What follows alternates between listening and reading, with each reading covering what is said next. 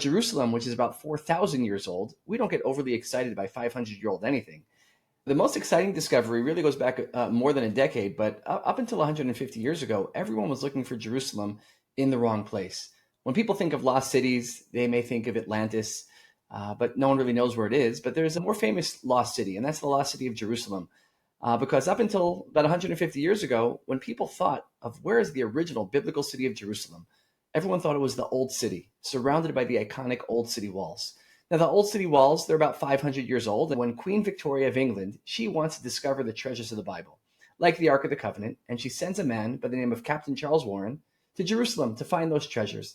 And he wants to search the Temple Mount, the biblical Mount Moriah, but he's not able to. And so he says, if I can't dig on the Temple Mount due to political and religious reasons, I'll dig near it. And he comes down the slopes of Mount Moriah, walks down, finds the Gihon Spring, and ends up discovering that the source of the biblical life-giving waters of Jerusalem, going back thousands of years, the Gihon Spring, was an integral part of the city of David, the place where the kings of the Bible ruled and the prophets of the Bible preached. And he realized that he had found the lost city of Jerusalem, the city of David, which today is one of the most archaeologically excavated sites in the world.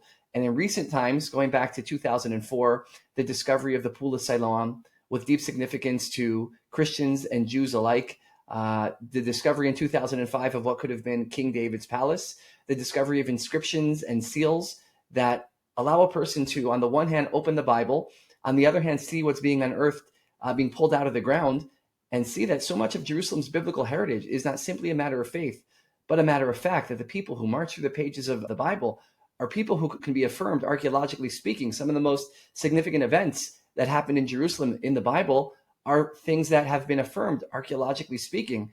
In fact, when you walk through the city of David, the historic site of biblical Jerusalem, that when you're in the place where the Bible happened, the words of the Bible come to life.